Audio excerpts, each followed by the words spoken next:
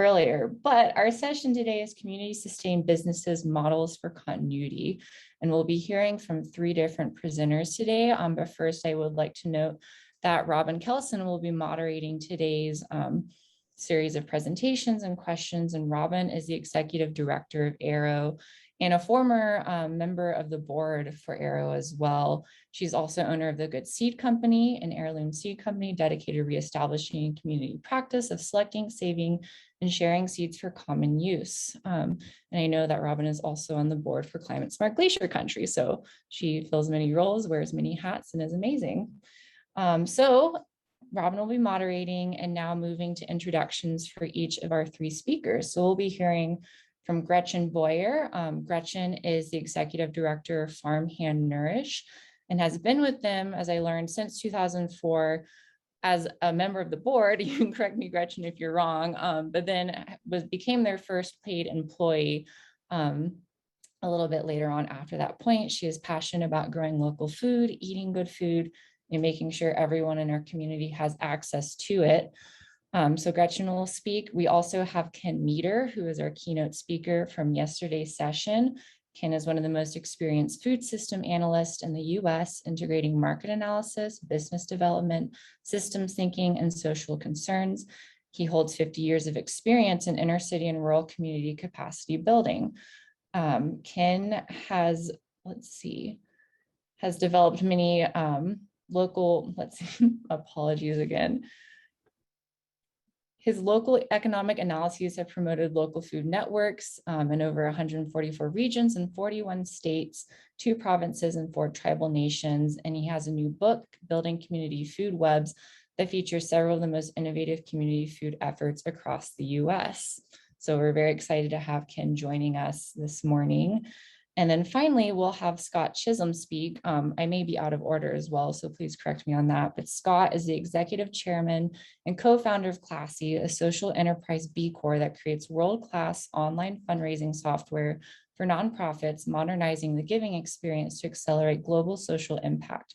Most recently, Scot founded Haskell Creek Farms, a plant-based health and wellness company with a focus on medicinal herbs and hemp, as well as Safe Farmland, a pending 501c3 nonprofit organization that protects and promotes small farms in the Flathead Valley of Montana and beyond. So with that, I will stop speaking. Robin, I can hand it over to you to start moderating. And again, welcome everyone, and thank you for joining us this morning. Thank you, Madison. Appreciate that. And I think I left you with an old title to the session, so my apologies for that. The session title changed somewhere in the course of the last week, and it's now Community Food Systems Through the Social Entrepreneurship Lens. And so I'm just going to take a minute to set the stage for today's conversation and welcome everybody who's popping on. We're delighted to see everyone taking time out of your Sunday to join us today. And I really am looking forward to today's session because I think in many ways it synthesizes a lot of the information we've been talking about earlier in Expo. And so we're going to start with the concept that community food system stakeholders, whether they are for-profit business owners, nonprofit organizations that support the system in one way or another, community groups or volunteer collectives like community gardens or gleaning groups, every single person in these entities really is a social entrepreneur. Everyone is investing their resources, be it time, talent, funds, space, or equipment, towards the clear common goal of feeding their community high quality, healthy food. And that's what drives their choices. And we're going to work with the definition of a social entrepreneur for this session as any person who establishes or associates with an enterprise with the aim of solving a social problem or affecting social change. And that's good enough for what we're going to do today. And I asked these 3 people to come together and dialogue among themselves and with the rest of us, because they represent 3 different approaches and perspectives. So Gretchen stewards a mature, robust food access organization in a robust community in Montana. And I say that to distinguish it from some of our more, hyper rural communities. The organization, of course, is Farmhands Nourish the Flathead, soon to be Land to Hand, Montana. And I want to acknowledge that she represents this type of organization. There are other organizations with this level of depth in other regions of Montana, most notably CFAC in Missoula. But what she brings to the table is with this type of an organization is a deep understanding. The roots go very deep into the community and very wide in terms of all of the different parts that impact a food system at a community level. So she can speak to really the pulse of community level food system dynamics in a Montana community today. And then, of course, brings them a high scope view, more eagle-eye view from being able to see what's happening and has been happening in other communities in not only in Montana, but across the nation and other countries. And as if you've read his book or you attended his keynote, you'll know that he has a history with Montana's community food systems. He's worked with different communities at different times in his career, primarily, if I'm correct, between 1990s and the 2010 timeframe. So he brings that higher level view of what's possible. And I just want to particularly point out, so you can speak to it again, he had some really interesting comments in his keynote about the similarities between the opportunities that he saw in Montana from the farm credit crisis that was happening in the 1980s and where we are today. So that'll be an interesting dynamic to look at. And then Scott, of course, as you heard from the intro, has spent the last 15 years in the startup tech company world and brings that perspective and that skill set to the conversation as a social entrepreneur. And now he's bringing that social entrepreneur intention to his current enterprises in the Flathead Valley, where he's started these two ventures, one of them being a for-profit venture, Haskell Creek Farms, and one of them being a nonprofit venture, Save Farmland, and he'll speak to that. So I really appreciate the breadth for this conversation. So what we're going to do is I've asked each of them to take a couple minutes, maybe 5 to 8 minutes, to share about their business or their organization, and specifically to talk about what brings them personally to the table, why they do what they do, what is their social entrepreneurship stance, and just give us a felt sense of that. And then I will pose some questions to each of them to get the conversation broadened and deeper, and then we'll open it up to the group for the discussion. And while we're talking, if questions and ideas come forward, or you have additional issues that you think are relevant or solutions that you've found to share, please feel free to add those to the chat box, and we'll scoop them up and bring them forward when we get to that point of the discussion. So Gretchen, I'm going to pass it over to you. Okay, I actually did make a little slide, so I'm going to share my screen.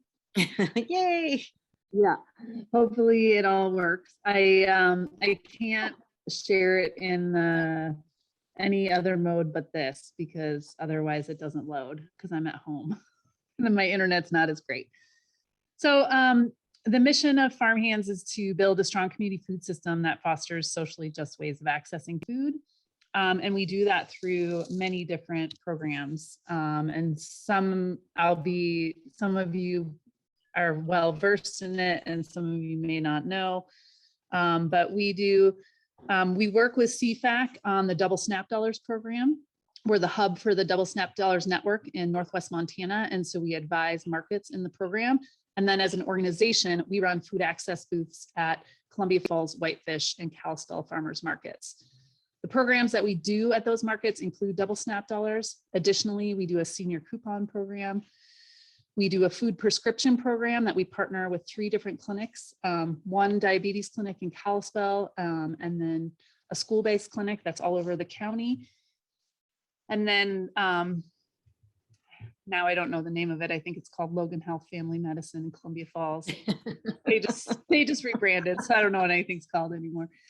But anyway, we have about 100 clients that we work with. I mean, directly, it's 20 clients and their families. So that program, the food prescription program, when we think about who is eligible, the first criteria is food insecurity. The second criteria is that they have a family.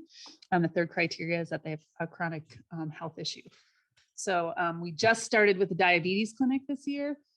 And every one of those clients has seen a weight reduction and a reduction in their A1C, which is an important marker in diabetes. So that's been a really exciting program. Additionally, we do something called the School Coins program, and you'll see there's 2 kids at the farmers markets. Kids, we do education in schools on the value of local food. And then we invite school kids to come to the market with a $5 coin to purchase their own fruit or vegetable.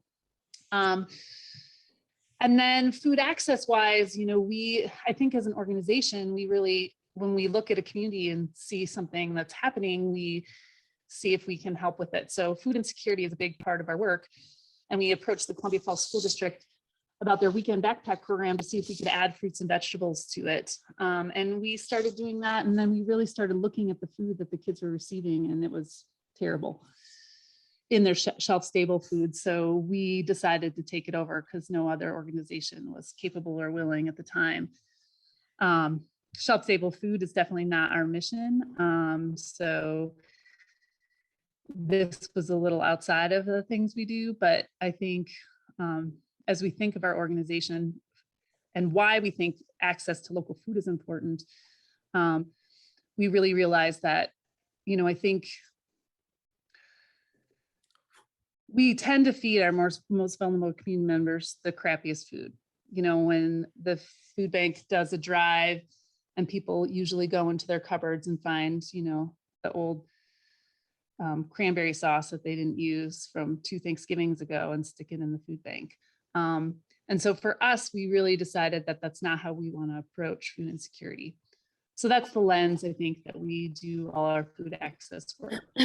So we've continued to do a fresh fruit and vegetable snack that's local every week to kids in the Columbia Falls School District, about 1,800 kids a week now.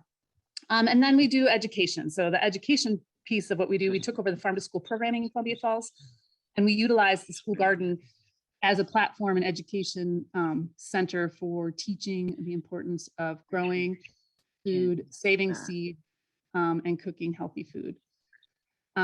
So when I think about the lens that, you know, why I do what I do, it really comes from the fact that, you know, I believe that our whole community needs access to healthy food. When we're all eating healthy and we're accessing our local food system, we have a healthier community overall. So that's kind of my lens, and I'm sure Robin will ask many more questions, and I will leave it there for my introduction. Thank you, Gretchen. I'm going to ask Ken to go next. Okay, and I see a lot of the people on this webinar were also on the one yesterday, so I don't really want to speak too much. I really would prefer to do more listening today and interacting with folks and discussing with people. But just briefly to kind of address the theme of social entrepreneurship. I'm Ken Meter in Minneapolis. I run the Crossroads Resource Center, which is a nonprofit consulting firm based here. And you know, I think our business has always had a mission. It's always been a nonprofit. And that puts me in a very funny space because you know, we hardly ever get donations. We almost everything we do is fees for service. And so we're running very much like a consulting firm, but we also have a board of directors and have a pretty clear mission of that we're trying to really inject some issues into the business discussion that normally would not be there. You know, I think in a lot of ways, I mean, my work in Montana has primarily been with the Montana Farmers Union. They hired me, and Mission Mountain Food Enterprise Center helped to really make that possible, to do 5, I think, regional studies across the state of Montana of the regional farm and food economies, and to do speaking about that and some follow-up consulting. I did some work with the Montana Cooperative Development Center to help explore the possibility and the feasibility of a food hub for produce in the Great Falls area. And have just really always appreciated the network in Montana, the dedication that people have to working with each other, and the kind of clarity in which people in Montana tend to think about this. And I find myself telling stories about Montana all over the country when I do speaking. Robin, I really did not stop in 2010. I still do the work, but 2020 with the pandemic was actually a very difficult year for us because we're very travel dependent. And when travel slowed down and I decided I did not want to travel, and a lot of our clients, we had actually quite a few projects lined up in 2020 and they all collapsed because the work on the ground had shifted so much into pandemic relief. And I think, I also do share with, well, David and Jim and others on this call, on this webinar. I lived through the farm credit crisis, but as a journalist. So I was kind of covering that from the perspective of a stringer for Reuters News Service and a writer for Catholic Rural Life and some other local publications, Successful Farming from time to time.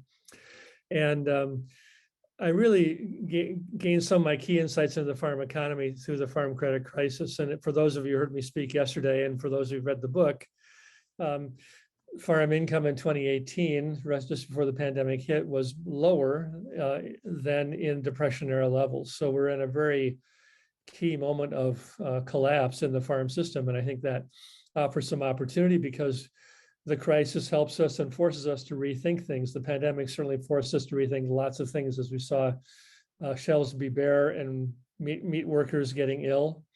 A lot of local conversations have been very much stimulated by how do we get at creating more resilient food systems in the long haul? How do we get back to more local planning and make sure that community-based food thrives in our locales?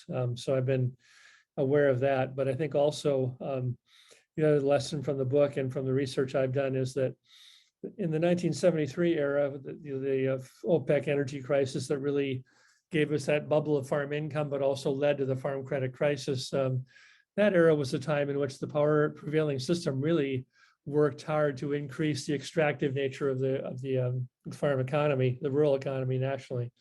And so I think we have some very common issues now where we're sort of like we were in the 1980s, wondering what to do. And people like David and Jim and others on this webinar took very courageous steps forward to create more sustainable agriculture, to create new crops that could be exported and create new crops that could be bought by Montana consumers. And I think we're having a very similar moment of wondering what the heck to do, knowing it's very complicated, knowing that we have to really identify the system levers very sharply if we're going to be effective in our work. I think one of the obstacles I've seen in this work is just simply we tend to celebrate individual business success stories, but we have real trouble with the notion of creating a system over the long haul, the work that Bridget is so doggedly doing right now in the Flathead. That whole concept of how do we do long-term planning, how do we plan for the food all of our people are going to need, how do we make sure it's grown and stored and processed well. That's a very difficult discussion to handle politically because we think in terms of election cycles and we think in terms of one-year funding projects, and that long-term stuff is very difficult. So one of the challenges I've taken on is how do we think about that in a systemic way and help walk through people that long-term planning. I think the other thing I'd say is, Montana is a national leader on calling this a community-based food system. I think a lot of the communities that I work with are still kind of stuck talking about local food, and that gets them into some dilemmas that Montana folks solved back in the 1990s, I believe. And the idea of focus on the community building efforts we have to tackle. Even the commercial successes we've had often are because people care. They go the extra mile to reach out to someone else. They work the extra hours to make sure the right stuff happens, even in the private business sector. And I think that keeping that focus on community building, even the commercial arena, is really critical to success in moving this forward. And kind of the whole idea of local food being sort of a limited way of measuring success, because it's not a matter of how many food miles food travels strictly. It's also a matter of how much community we build in the course of building food systems that create a better alternative and a healthier one than the one that we typically rely upon.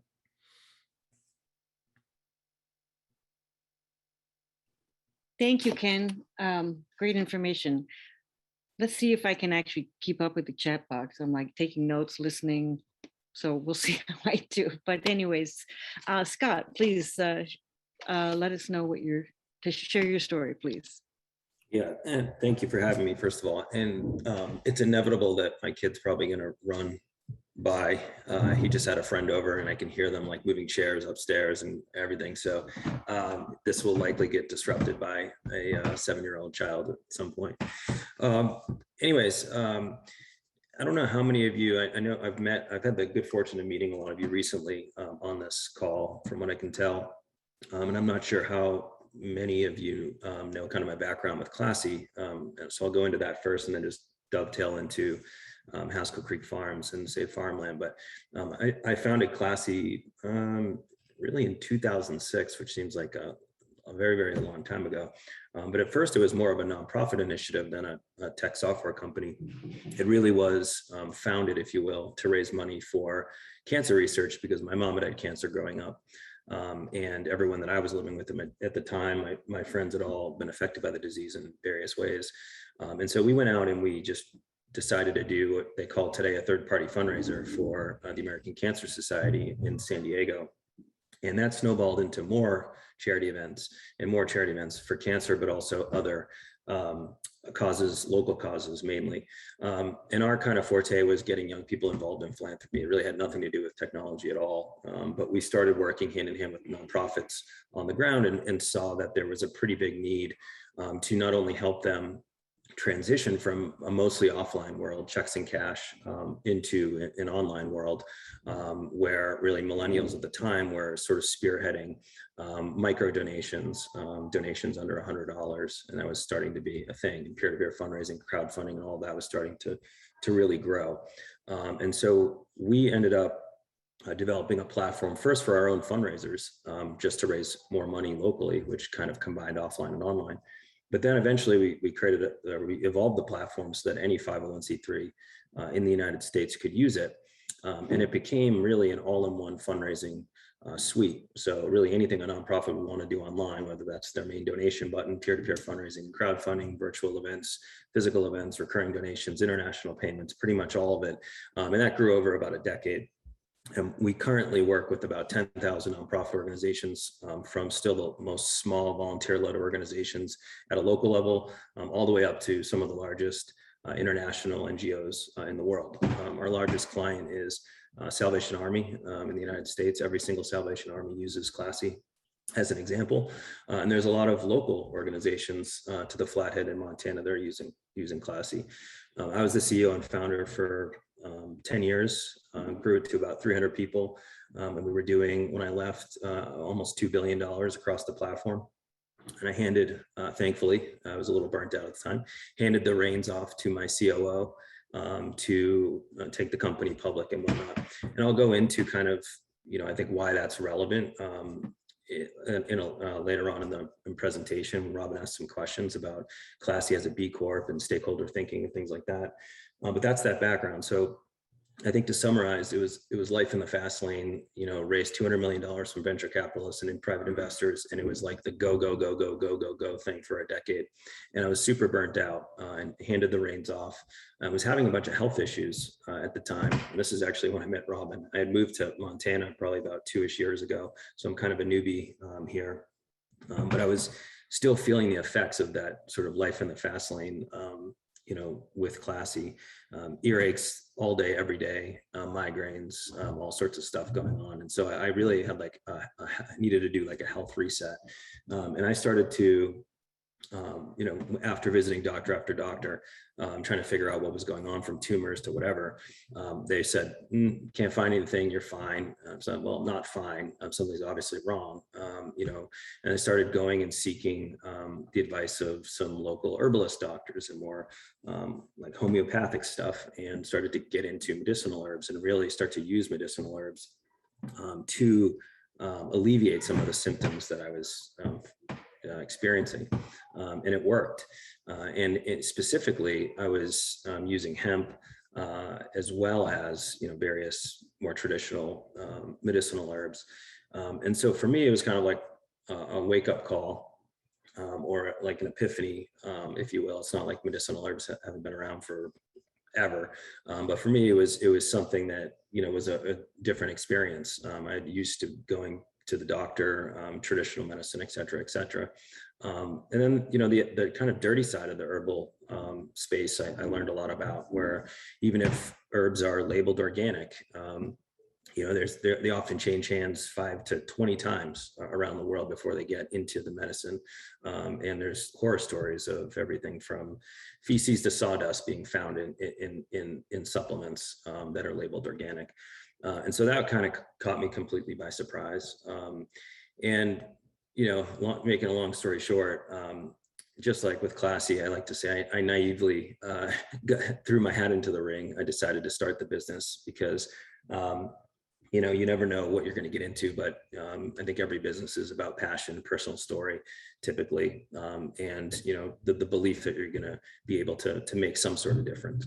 And so we started Haskell Creek Farms. We started hemp farming here. I live in Whitefish now on Edgewood Road, and we've partnered with other local farms, medicinal herb farms, Spirit Works being one, and others, to really kind of combine both sides and create a line of products, herbal supplements and powders, and topicals, etc. And the goal is really to source all of the herbs from local areas and the United States, and to really shorten that supply chain and to build trust with consumers and to build ultra transparency in the space. And so that's what we're doing with Haskell Creek Farms, and we're also opening up a store should be January, but it'll probably end up being February, March, on Vorman Road in Whitefish, and that'll be our first retail location. And then Safe Farmland, you know, I think it's a very early organization. And I said that I wouldn't start another nonprofit. There's 1.5 million in the United States, and who needs another nonprofit organization? I think collaboration is key. But I didn't see anyone doing kind of what we're intending to do straight down the fairway. At least there's programs of organizations certainly hitting this. But so I look at Safe Farmland more as a collaborator, not necessarily someone that's going to go save the world themselves, but someone that can bring different organizations together to kind of tighten the collaboration around protecting, acquiring, protecting, and promoting small farmland here in Flathead and throughout Montana. And we got into this because we started to literally ask people around the community, what's the thing that keeps you up at night? And they would say development and losing farmland and ranch land for cultural reasons, but also for food system reasons. And so it was just kind of a clear call to action, if you will. And we felt like it integrated really well with Haskell Creek Farms. And I'm kind of a big believer in sort of this hybrid area of nonprofit and for-profit space. For-profit and nonprofit is really just a tax designation. So for us, you know, Haskell Creek Farms and Safe Farmland, even though Safe Farmland will work with lots of organizations, really it's kind of a marriage of sorts. It's really not two organizations, it's one broader concept. And I can get into that more on the details a little bit later. So that's kind of the intro and the background. Thank you, Scott. That's great. Shoot. And I'm now thinking, okay, where do I put this conversation? I think I'm going to jump in and ask Gretchen a question to take us back to kind of the scope of the community participation. And I've got two questions to ask you. One of them is, I'm curious about what prompted some of the expansions that Farmhands Land to Hand Montana does or did. Specifically, I'm thinking of the expansion in your programs like Free the Seeds and taking over the Wildcat Garden and most recently, forward contracting the Carrot project for distribution. Can you speak a little bit about that expansion of the work and why you think it's so important? Just describe it a little. So Robin's been integral in Free the Seeds as well. She was part of the founding crew of that event, which it happens every first Saturday in March every year. We do a big, huge seed giveaway, and we spend a ton of time saving seeds. And I think it's a community powered event, and it will continue to be, but it's clear after 6 years that we just need more consistent oversight in the organization of the event, because it sees 1,200 people. And so we're just taking over the background organization of it and trying to make sure that we keep it community powered. And this year it'll be virtual, most likely again, just because of our low vaccination rate in the Flathead Valley. We just feel like we'll wait a little bit longer. But, I think we really felt like the idea of, when we look at a community food system, I think the seed part of the system is the one piece that I think gets the least amount of attention. And it's, obviously the foundation, and probably maybe, I don't know if we can say it's the most important, it might be. And so from our standpoint, immersing ourselves in that as an organization was really important when we thought about how we wanted to cultivate community. And seeds is a pretty great thing to, as a place to start with building community. So we utilize that in everything that we do now. And we took over the farm to school program in Columbia Falls because, as you probably all know here, Food Corps left the state of Montana, which was an amazing program that brought great young people into schools to teach, garden education, nutrition education, the value of community food. And it started in the state of Montana. We developed the program, and then we were the first ones cut out of the national program, which was mind-boggling to us. So we decided we needed to step in, because the Wildcat Garden is this amazing 1/4 acre garden in Columbia Falls that is just, it's just amazing. And the school would not have been able to keep it up. They wouldn't have been able to use it. Utilize it as a teaching space would have been very difficult. The maintenance of it's big for a school district. So the summertime, that the Food Corps person, their full-time job was to be in that garden. So we stepped in, and that's kind of, I think, how we've done a lot of things as an organization. If it's within our values and our mission, and we can, affect change, I think we often just go for it, sometimes in spite of ourselves. Because I will tell you, we had a $35,000 budget and one part-time person, me, in 2017, and now I have 5 staff and a $450,000 budget. We've grown fast, like really fast, in ways that have been wonderful. Hopefully we're keeping up with it all. But we did apply for a USDA grant and received it. So we felt like that gave us our first 2 years of funding to run that farm to school program. And, we're doing it. We've already, we utilized it this summer and had 6 weeks of summer camp with kids in the garden, which was just awesome. And then, the beginning of the school year, we've already had 1,200 kids visit the school garden, harvesting apples, pressing apples, doing cooking classes, helping put the garden to bed, harvesting seeds, sorting and processing seeds. And so that piece, I think all those programs have kind of connected together to kind of, we try to bring that into everything. So I'll say Whitney, our farm to school educator, when she says a kid that comes into the garden, they're going to go from seed to plate on every time that they're in there. They're going to learn about every aspect of they're going to plant something, they're going to harvest something, they're going to eat something.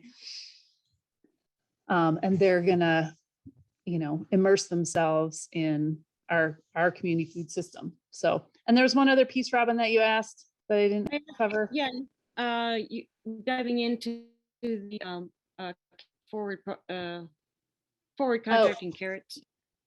So, yeah, our Fresh Snack Friday program, we wanted that to be as local as possible.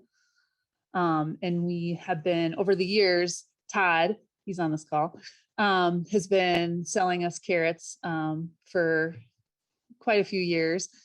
And we worked with MFEI, the MFEI project with AERO, and really needed a push to be a little more organized about it. Instead of just saying, Todd, I'll need a bunch of carrots, which is usually what I said. And I'd go take my Subaru to his house and load hundreds of pounds in the back of my car. But maybe we should be a little more organized. So we came up with a forward contracting model and started calling farms saying, you know, could you give us a portion? We need 7,500 pounds of carrots. And how much of that can you grow? And how much do you want to grow? Todd, you know, he started this new venture, which hopefully maybe he'll give some space to talking about.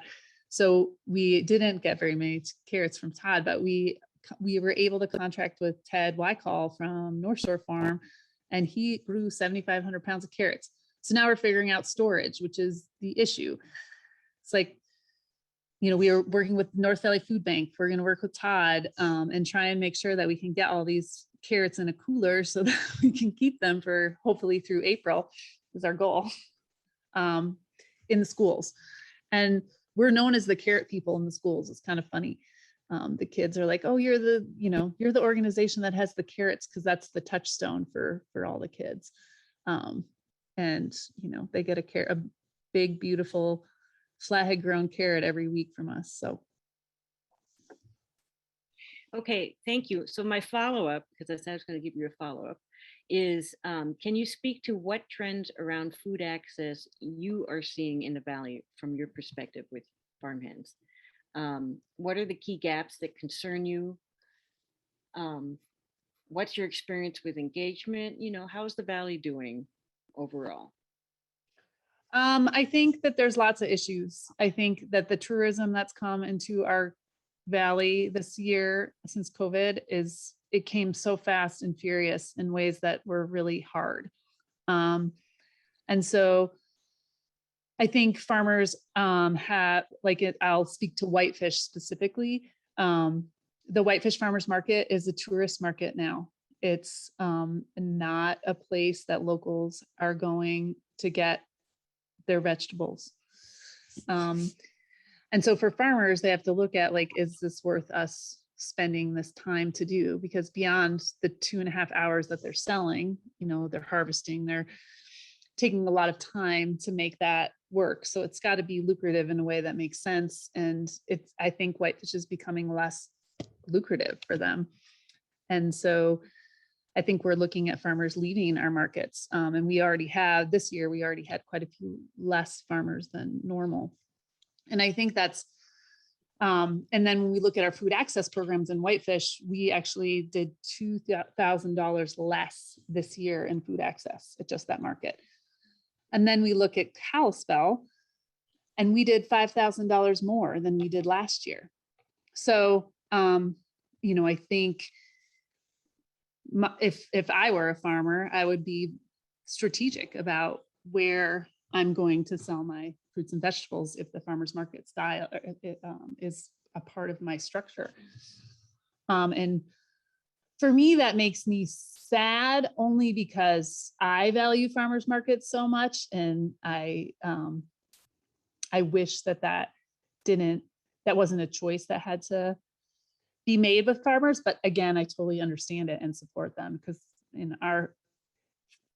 according to our organization, they're the heroes of our community, the farmers, for sure.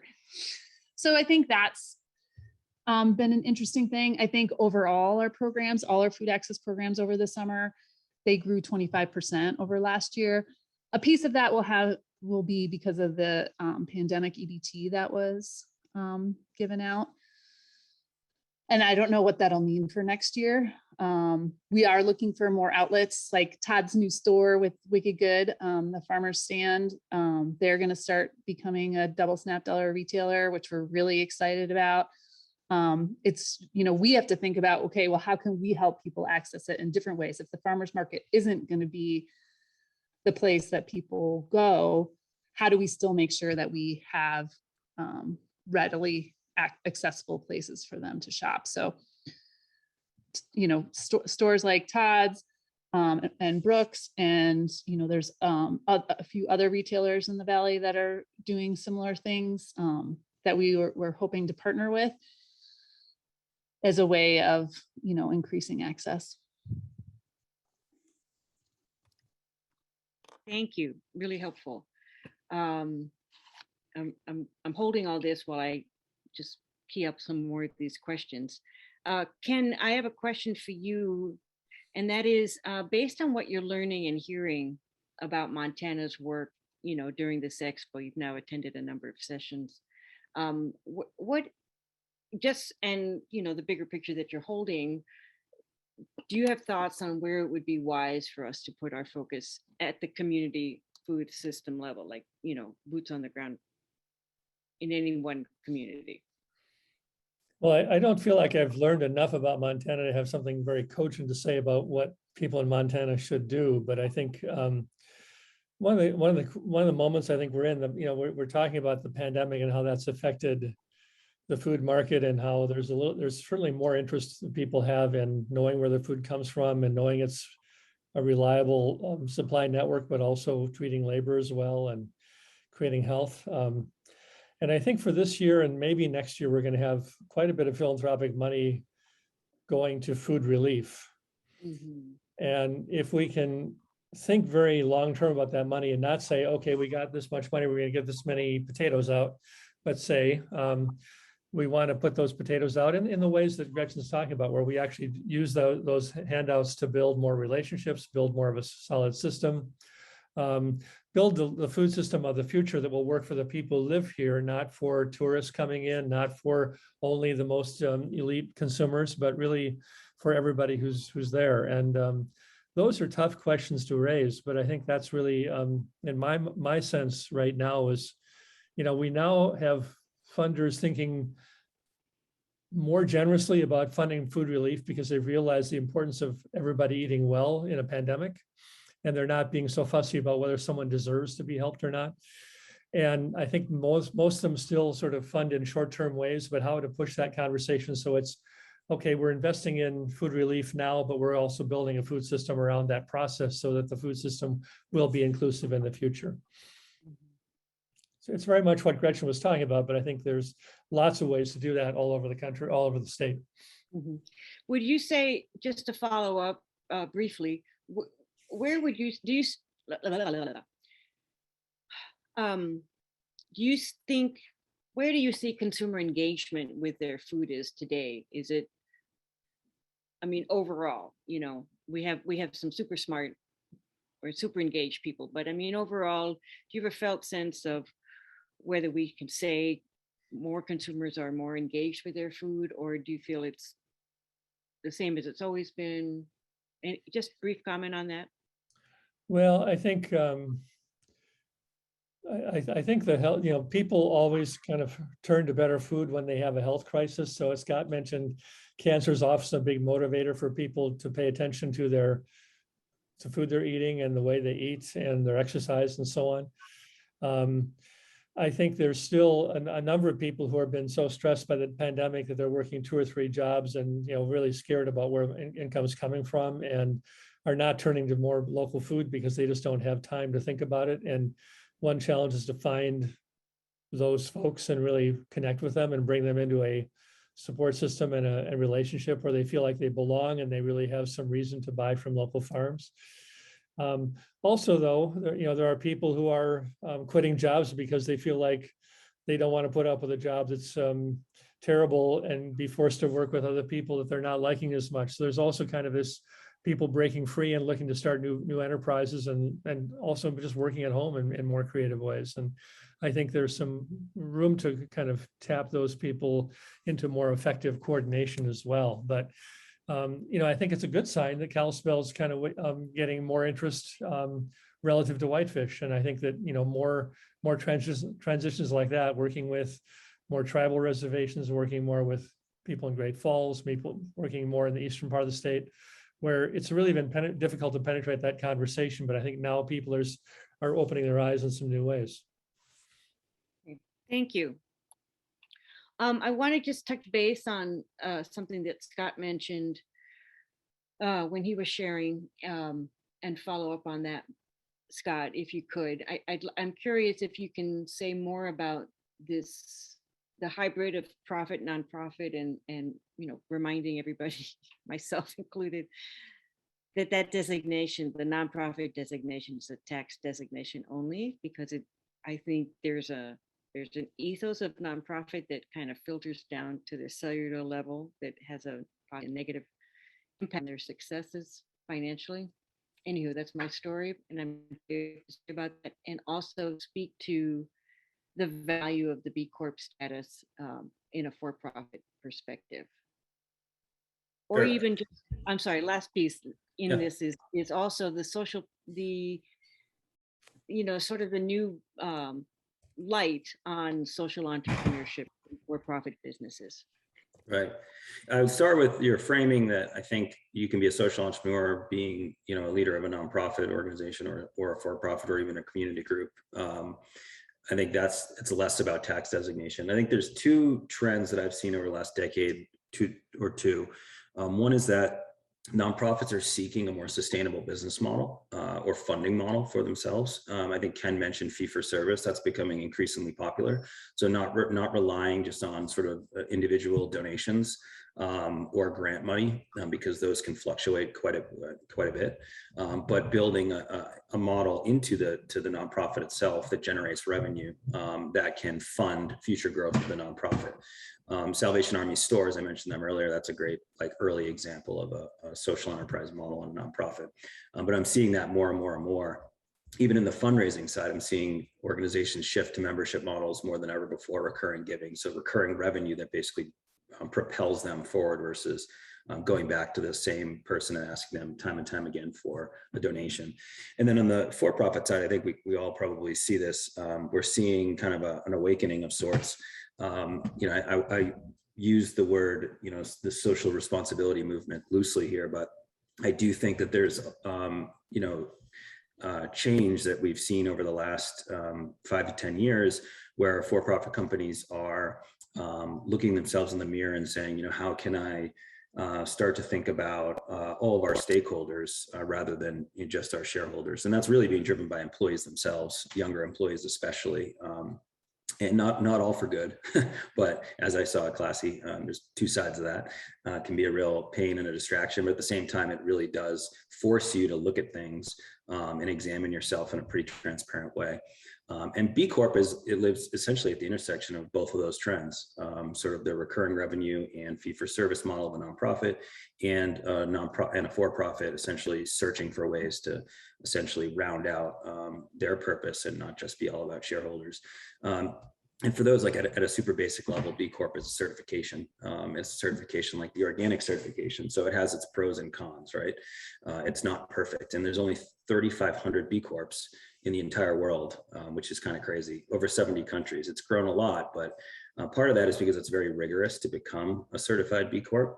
The famous ones are Patagonia, Ben & Jerry's, and you have to have a minimum score of 80 to get in. And most for-profit companies that apply land in the 30s, the 40s, the 50s. Patagonia has a 150, to give you an example. Allbirds, who's a sustainable shoe company that just went public, they have an 89, so they're just over the 80. And Classy has a 115 after working at it for a long time. But really, why I think B Corps are a great vehicle, and not just a certification, is because they now require for-profit companies to literally change their legal status from a C Corp or an S Corp or whatever into a benefit corporation, which then brings these same standards of these same social and environmental standards that you get through the certification into the board level, meaning you have to literally change your charter, your bylaws, and incorporate legal language that says the purpose of this organization is not just to make money for shareholders. The purpose of this organization is to essentially, I'm using loose language here, but to do right by all of our stakeholders. And you know, I've been through a lot on that front with my own individual shareholders, some that had different views of this. And we actually were blocked by one shareholder becoming a B corporation for many, many years until we were able to buy them out of the company because there was a massive values misalignment there.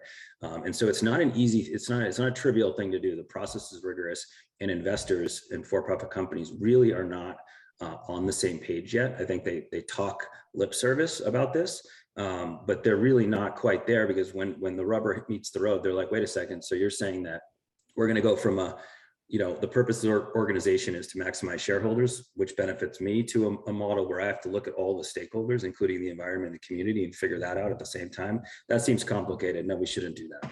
I mean, it sounds like a really cool thing to do, but we shouldn't do that. That's too complicated for us. We'll never figure it out. And so they stall. The other thing I'd say about this that really, I think, has harmed the for-profit sector in terms of, you know, social enterprise, nonprofit collaborations, and really thinking outside the box on this, is this idea of fiduciary duty, which is kind of just a crock of shit, to be honest with you. Fiduciary duty, as it was initially written, was really just that you cannot, you know, put your individual priorities as a shareholder above the needs of the company. So it actually has great intent, but in the 70s, under basically Milton Friedman's doctrine that said, you know, the purpose of a corporation is to profit maximization, everyone took that essentially philosophy that got ingrained in business schools across the country as legal certainty, as legal doctrine. It's not the case at all. And so what happens in boardrooms across America, in the biggest ones and in Classy, every boardroom is a shareholder will say there's a decision on the table, and they'll say, well, we could do the right thing, or we could do what maximizes shareholder profit. And then someone will say, we should probably do the right thing. And then the other guy will say, well, actually, it's our fiduciary duty to do the maximized profit one, even though that's not true at all. And that literally happens every single day in boardrooms across the company. And why I go down this tangent is B Corp, essentially, it removes the stranglehold of the fiduciary duty commentary in the boardroom. It says in your bylaws that you need to consider the community, the environment, your other stakeholders side by side with your shareholders, or the board of directors could actually be sued. And that hasn't happened yet, but that's a big deal. And that's why they're very nervous about signing into these things, because they're legally obligated to look at that holistically. It's not trivial. So hopefully that gives a little bit of background on B Corps and whatnot. And so I think, again, to summarize, B Corp sits in the middle of the two trends. One is nonprofits trying to create more sustainable business model for themselves to propel growth outside of an individual donation model, which Classy was and is an individual donation sort of propellant. We're helping fundraise, but I see nonprofits going down this direction, and then for-profits trying to figure out, you know, how do we do the right thing? How do we consider all stakeholders versus just what we've been told by the shareholders, this fiduciary duty thing. So thank you very much for that, Scott. So bear with me, because I'm going to try to make an analogy here. I feel that and Todd may be able to help me out here, but to me, small businesses, particularly farming businesses working in communities, and nonprofits can often feel this a similar misalignment with their funding sources. So in the agricultural business, you know, a lot of our funding comes from USDA. That's just where, you know, it may show up in your state ag department, but it all starts at the federal level from the USDA. And there is often a misalignment between the intention and focus of the business, whether it's a for-profit business farmer who's trying to get, you know, funds in to do a project on his or her farm, or it's a nonprofit who's trying to do community-based food systems.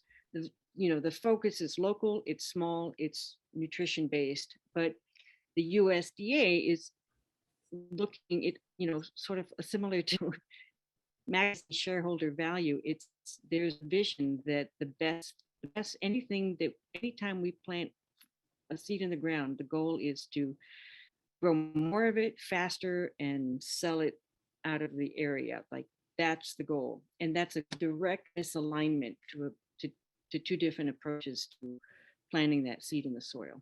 Right. Yeah, no, that's exactly right. I mean, you take money from anyone, then you are indirectly signing up for, that whatever that person believes in a way, especially if you take a lot of money from them. That could be a grant, because the grant has certain requirements in there and you fill out the grant in a certain way to get that money. But then you're like, oh crap, now I'm on the hook for, kind of checking some of these boxes, but that's not really our mission. Oh man, I don't really believe that, blah, blah.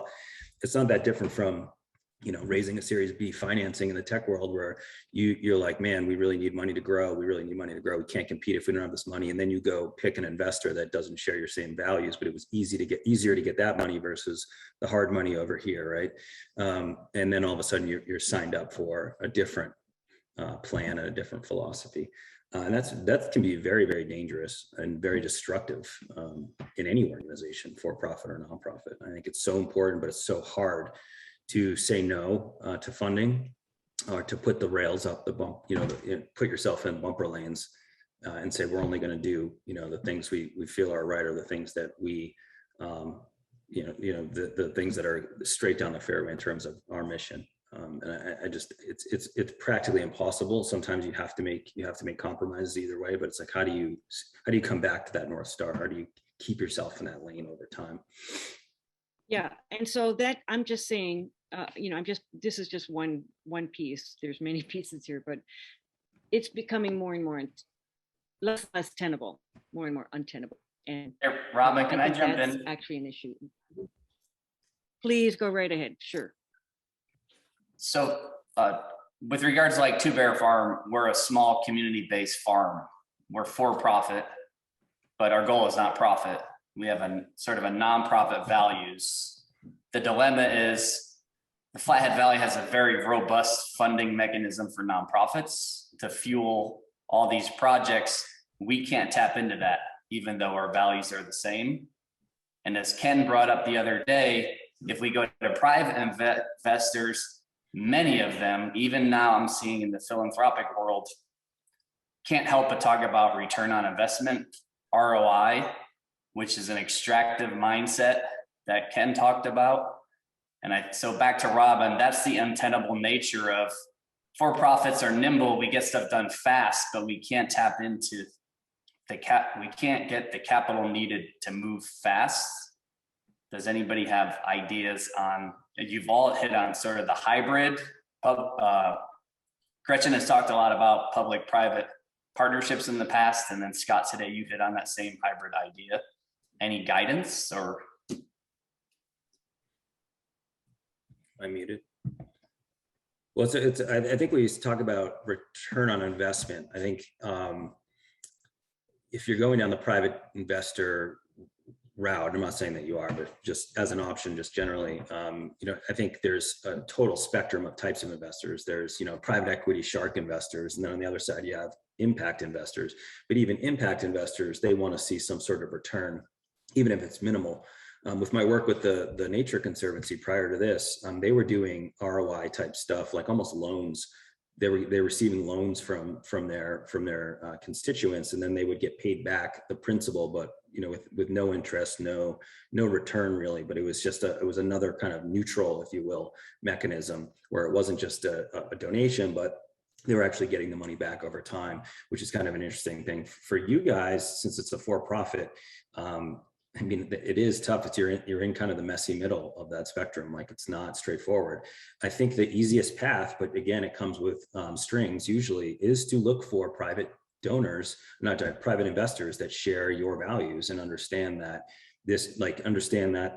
this isn't about getting rich. This isn't about profit maximization. This is about whatever your goals are in the community and signing up for that. And maybe there's, again, that kind of maybe neutral kind of, hey, they get their money back, but there's no real profit here. And it's like a donation plus, right? It's not a donation, but it's some weird in between. And I'm seeing more of that type of thinking, or a very minimal interest rate or something like that. And those do exist out there. I don't know if that would fit your situation, but I'm seeing folks trying to experiment with that ROI, but really not in like a, hey, I need a 10x return on this investment. It's really, you're a for-profit, so I don't want to give you a donation. I'd like my money back at some point, but I believe in your mission so much that I'm going to give you 10, 20, 30 years to do that. And so that you have ultimate flexibility. But really that comes with finding someone that is aligned at that North Star level with your organization. Otherwise, it's just going to be an immediate misalignment after the first 12, 24 months when they're like, oh yeah, I remember saying that, but I'm going to need that money back. So I think it's tough.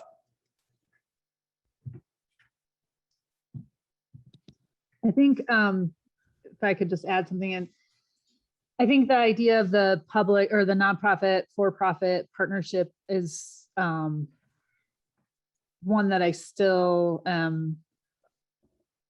want to explore. I think the biggest hurdle is capacity. Like, we grew so fast in so many different ways. And so now we have to kind of like rein it in and figure out, okay, where are we going now? No more growing at this moment. So we can say, okay, what are our goals? And can we invest some capacity into a food hub of some sort, which you've been talking about for years? And, how can we sit down and bring all the potential stakeholders in to come up with, a mutually agreeable plan? And as a nonprofit, say as the anchor nonprofit, we can apply for, particular grants that would be helpful to move that forward and support the establishment of it, and then think about its sustainability moving forward. While grants could always be a piece of it, once it's established, then we can, it may be a fee for service or whatever model. And I am still very hopeful of that happening. And I think, it will take some investment on a bunch of stakeholders' parts in making sure that it's something that fits our community, but it's something I'm still hopeful that we can make happen. Yeah, it's a sticky wicket, because as a for-profit, the real way that I should come up with money to expand is to charge more for my products. But every day we run into the challenge of food access and food security, and people can't afford good food. And so that's a real challenge of, I don't want to just raise my prices and serve the wealthy, but how do you crack that nut? So thank you for the insight. I would also add, I think in terms of food hubs, that food hubs are essentially, especially a nonprofit food hub is essentially a hybrid business model where you're basically doing fees for service, but you also have the opportunity to collect donations. And that's one of the exciting things about food hubs, is that they can provide that. I think the dilemma we've had is that a lot of groups, a lot of regions I worked with start a food hub thinking it's going to make a profit and will pay for the other stuff they want to do. And that seldom is true. Most food hubs I know, even ones that have been established for 20 years, are still relying heavily on donations. And there's nothing wrong with that if you are set up to understand that and don't expect rapid profits soon. Basically because food hubs, if they're doing their job right, are educating farmers or educating consumers. They're building coordination through the value network. And that stuff cannot be done on a for-profit basis. It just will not pay for itself. But that, I think that's developing that model, thinking of a food hub as a place where the network is coordinated more as the single place to get produce or the single place to get food through the door. That's really wonderful, but it's very hard for a lot of investors and a lot of board members to wrap their heads around that. Thank you, guys. I'd like to follow up on this, which I'm going to do in just a second. And I do want to acknowledge, Ali, you've got a question in the box, and I am going to bring that up. I just going to do that right after we finish this point, if you can hang on. Thanks for the question. I'm curious, tell me if I'm wrong here or just whatever. I'm curious if kind of teeing off something that Ken mentioned about, I think it was Colorado, if if there's value, if there's a way to engage impact investors in the following way. And what I'm thinking about is, social entrepreneurship really is a brand by itself, and community stakeholders that are claiming this value as community system holders. I think we do that individually. We do that, we do that individually through our organizations or even as our groups. And I'm just curious if there's a way to come together and sort of really market the brand of who we are as a collective with our community, if that would functionally serve as a lightning rod for attracting the type of impact investors who might want to develop some kind of a fund that could then be used to support like-minded food system for-profit businesses that need expansion funds or whatever. Anyway, so any thoughts that anybody has on that idea, please share. We actually tried to start in Southeast Minnesota a regional investment fund in 2004. We were way ahead of the curve on that one. It was way too early to have that conversation, but it was called the Hiawatha Fund. And we had a banker who was a very conservative, cautious banker who wrote a 5-year business plan that showed that it could pay for itself within 5 years. And we actually ran into a dilemma because he recognized that to make that credible for people to put money towards that, we'd have to have a substantial donation of money up front, because we had to show that we were stable and going to be in the game for the long term, right? Not just collecting money on the fly and trying to get it out the door. So we ran into the biggest difficulty. We went to the largest foundation in Minneapolis, and the foundation wanted a return on investment for a donation, and the banker said, I'm all the time giving people money that I don't expect to get back as a banker, and why can't the foundation do this? And that the conversation sort of stopped there. But our business plan is up on the website if anybody wants to borrow from that or adapt that for some region of Montana. I think that's a very good thing to contemplate. And of course, a region like the Flathead also has quite a few wealthy people who could invest in a fund like that for a community purpose. But the question is to have those folks really develop a community purpose that's pretty robust. And that would involve some front-end conversations, bring people down to saying, let's create a region where everybody's well fed. We're trying to have that conversation in the Three Rivers Valley of Idaho around Sun Valley, where there's enough wealth in that community to feed everybody. If we can just marshal that wealth for a social purpose, rather than simply trying to create new businesses that will make more money for somebody.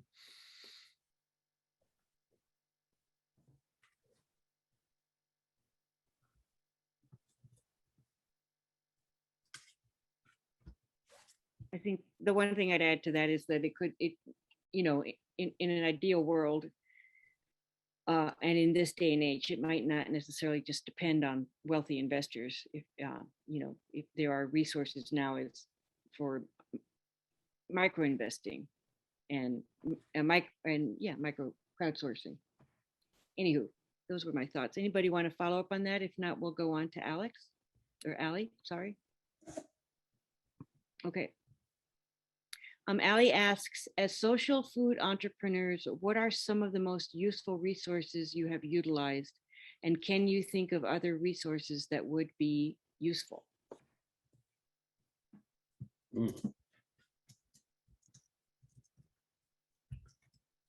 Not to beat a dead horse on the B-corp stuff, but they have a tremendous amount of resources. If you go to it, it's run by a nonprofit called B Labs. And they have a tremendous amount of resources on their site and through their blog and whatnot. So if you wanted to kind of go through that, I think for me personally, my biggest thing was just talking to other people, other social entrepreneurs that have tried it and either done it or tried and failed. And I don't like to use the word fail. They tried and they learned. And people have come at different problems in all sorts of different ways. And I think social entrepreneurs tend to be, I think Ken alluded to this, tend to be more systems thinkers than just straight up, kind of process thinkers, or you know what I'm saying, but more systems thinkers at a holistic level across organizations and more of a long-term plan. And so just simply talking to folks with a similar mindset and maybe thinking about your problem in a different way, that was always how that always helped me the most, because I would tend to be in a room with maybe more short-term thinking folks, particularly investors. If you think about how investors think, they think quarter by quarter. That's not really the right mindset to solve huge problems. And so, again, just going out there and finding folks that have tried something and learned from it. I think that was my biggest way for me.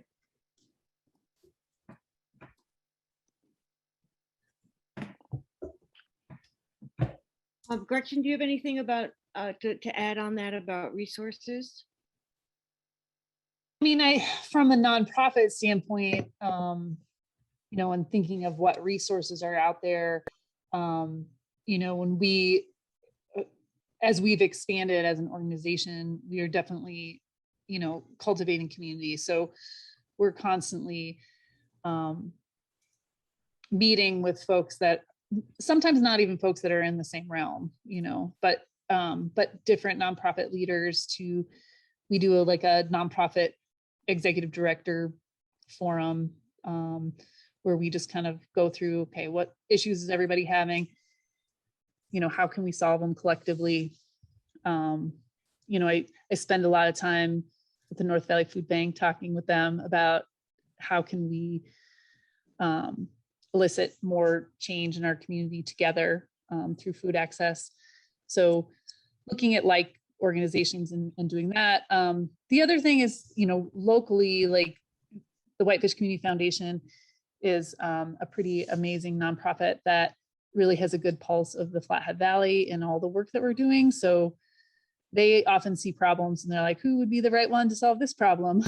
Or if we have a problem, we can go to them and say, okay, here's this issue. Do you have any thoughts on who we can partner with? So that's how we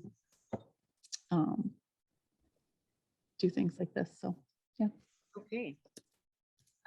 Just checking the chat box here. Oh, thank you. Erin, do you want to read, do you want to ask a question? I put a very long, and when you're sitting here and I'm like, I think this is related, but I'm not sure. So I've been formulating this for a while. So have grace with my question here if it feels a little jumbly. But this conversation is bringing up for me resource distribution and resource movement also from a racial perspective, racial and social equity perspective. And I don't think we've talked about that directly yet. So I guess I welcome thoughts and commentary from the panel about how, from my perspective at least, it seems imperative that we see this work as intertwined with broader movements around living wage or reparations, or how do we build a different kind of relationship to money as a society. And I typed in the chat, to put it very bluntly, just all of this ROI and impact investors still seeking a gain feels super caught up in ego or greed or white saviorism. And so I'm just curious if and how that has intersected with y'all's work so far, and just I think we've talked around it and about it, and how are we building alternative solutions to business models. But I'm curious for any direct commentary on that. Could I start on this one? I think it's really a really central question. Thank you for bringing that forward. And I think, one thing I would say, first of all, is Mission Mountain Food Enterprise Center got started because a tribal college gave them use at a very low cost of a building to get started. And, that coordination has been endemic in Montana for a long time. And when we were having the conversations in Great Falls about a food hub there, Blackfeet tribe was coming to those conversations and talking about their interest in having more exporting of really clean beef from the Glacier Park area. So I think those conversations are in place in Montana, but the other thing I'd say is, I mean, and they have to get stronger, and we have to cover more on reparations and how do we really treat this justly.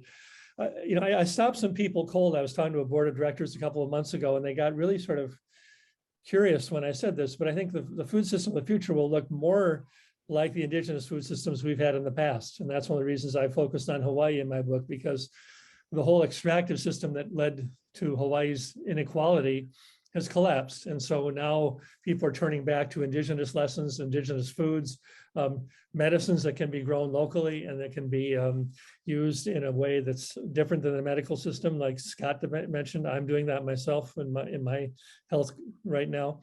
And I think recognizing the food systems of the future have a lot to learn from the indigenous systems we've had in place, and learning about that and bringing that conversation forward, and also creating space for that to be recreated in a new way with perhaps some new technology, but more importantly, a strengthened cultural taproot that really feeds people and nourishes us as people. And not seeing as a constituency to reach out to, but more or less as the experts that we have to sort of learn from, and thinking about that differently. And, you know, I think the other insight would be the statewide model that AERO developed in the 1980s about bringing people together to say, are we pushing the right systems levers, and how is this going?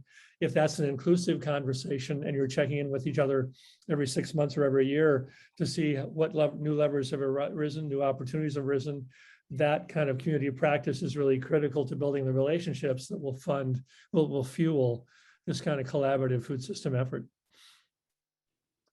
It's a little bit like a council fire. Yeah. And I think one of the ways that we think about it in our work, just because we're working in the food access realm, is that, you know, we can say, okay, here's a problem, we need to solve it. People are hungry, they want us to feed them. But the reality is that it's pretty important that we're asking those folks, you know, what they actually need for real. And so we have worked with No Kid Hungry on a project called Amplify Montana, where we bring people with lived experience into a leadership program. And then we're working on creating an advisory council with folks to make sure that we're actually solving problems in a way that folks who need it actually want it. So I think that's important too, in thinking about how we approach these issues. I don't have an answer for it, but I think a lot of the commentary around earlier with the B-corp process, I think, is a reaction to this big hairy monster that we created called capitalism, and trying to figure out what a better version looks like. I'm not saying that the B-corp is the end all be all, but you sort of have to start somewhere. And I told you I'd get interrupted at some point. Hey guys, can we go to a different room real quick? Okay, great. So, you know, and B Corp does force the organization and to think more holistically in some of the ways that you brought up. I don't know if you should need to be forced, but it at least forces a conversation, which I would say is a positive step in the right direction. And that goes, again, all the way up to the board level, where these conversations just were not happening at all, but it forces it to happen. But if you look at the numbers, 3,500 for-profit companies are B Corps out of millions of companies. I mean, we're talking like a pinky nail. And so it's encouraging when you're in that bubble and you see what's going on, you step back, you're like, oh my goodness, we have so much more work to do here. And so that's, you know, I often think about this exact same question. Again, I started with saying, I don't have the answer yet, but I think there's a lot of smart people trying to figure out what is capitalism 2.0 or 3.0, even if it's not called capitalism, look like. And the version that I see right in front of us is just this stakeholder capitalism model, which is an improved version. It's probably not the best and ultimate version we'll land in over the next 100 years, but it's certainly an improved version, which considers the whole versus just the me. It's less myopic. And so I've been a huge proponent of pushing this movement, because I do believe that it's forcing the right conversations at the board level, it's also bringing new people into the conversations as well, which I think is equally as important. So it's, again, not the solution, but another kind of just vote of confidence for what's going on with that movement. I'll just add my piece here is that what you just described about B Corp versus the rest of the corporate America structure is, I think, what those of us who work in the community food system feel like as compared to the industrial food system. It just sometimes feels like, you know, I don't have to say anything else. I'd love to continue this conversation. I just looked at the time and it's 12:24, and I think I'm supposed to hand this back to Madison at 12:25. So I hopefully believe that this has been as rich a conversation for all of you as it has been for me. I've learned a lot, and I am just grateful for everybody's inputs and ideas. And we'll just keep this conversation going. Pass it back to Madison. Awesome. Thank you, Robin. I want to echo too that I just sent a message to you. I was like, this was an awesome session. So informative, and just a big thank you to everyone, for Gretchen, Ken, and Scott for sharing again your experience and your insights, and to everyone asking questions, and for such a rich dialogue today about this topic. So just a big thank you to everyone. Just as a reminder, we have 2 remaining sessions today to finish up Expo 2021. We will have our annual meeting at 1 p.m.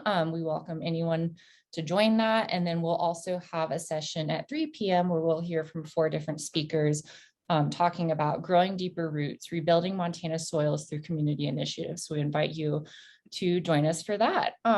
This session was recorded, as all others have been, and those will be available on the AERO website at aeromt.org. And then we again welcome any contributions to support Expo 2021 and AERO as a whole. So that is all I have, I believe, for today. And Robin, is there anything else that you'd like to add? I just really want to thank everybody for participating, and thank you again to the 3 panelists, Scott, Gretchen, and Ken, for your time and your consideration and taking time out of your Sunday for us. And we'll be in touch. No problem. Thank you for having us. Thank you all. Okay. Bye-bye.